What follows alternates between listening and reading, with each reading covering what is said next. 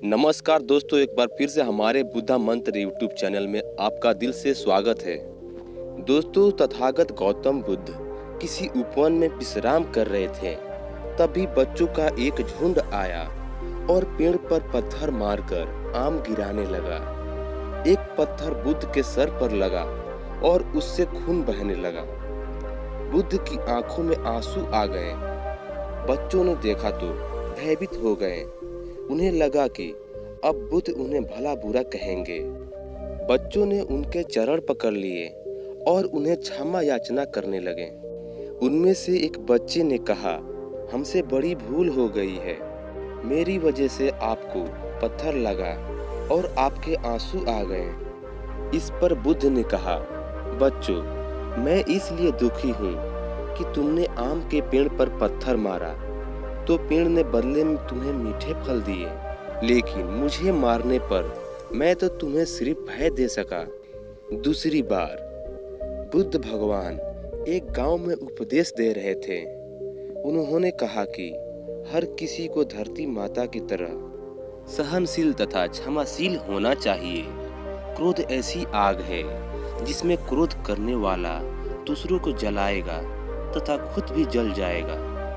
सभा में सभी शांति से बुद्ध की वाणी सुन रहे थे, लेकिन वहां स्वभाव से ही अति क्रोधी एक ऐसा व्यक्ति भी बैठा हुआ था जिसे ये सारी बातें बेतुकी लग रही थी।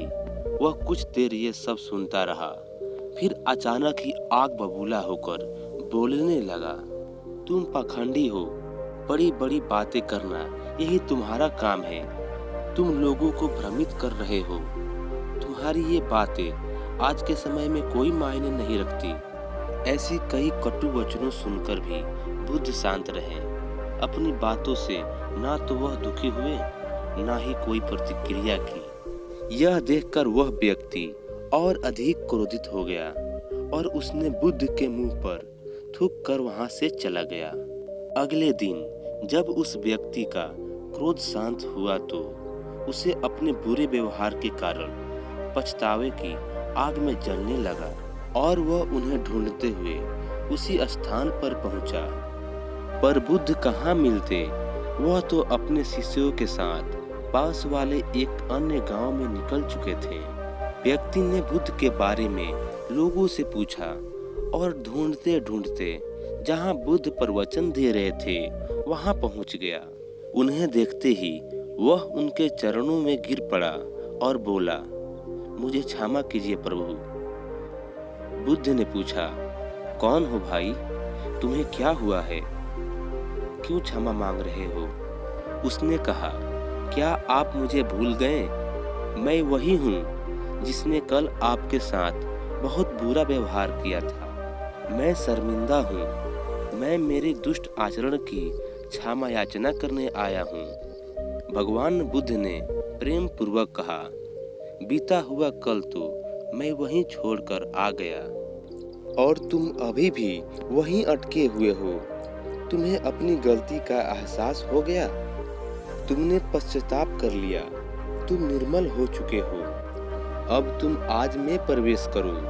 बुरी बातें तथा बुरी घटनाएं याद करते रहने से वर्तमान और भविष्य दोनों बिगड़ते जाते हैं।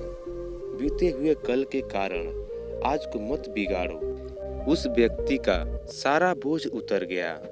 उसने भगवान बुद्ध के चरणों में आकर क्रोध त्यागा तथा क्षमाशीलता का संकल्प लिया। बुद्ध ने उसके मस्तिष्क पर आशीष का हाथ रखा। उस दिन से उसमें परिवर्तन आ गया। और उसके जीवन में सत्य, प्रेम और करुणा की धारा बहने लगी। दोस्तों, बहुत बार हम पास्ट में की गई किसी गलती के बारे में सोच कर बार बार दुखित होते हैं और खुद को कोसते हैं। हमें ऐसा कभी नहीं करना चाहिए।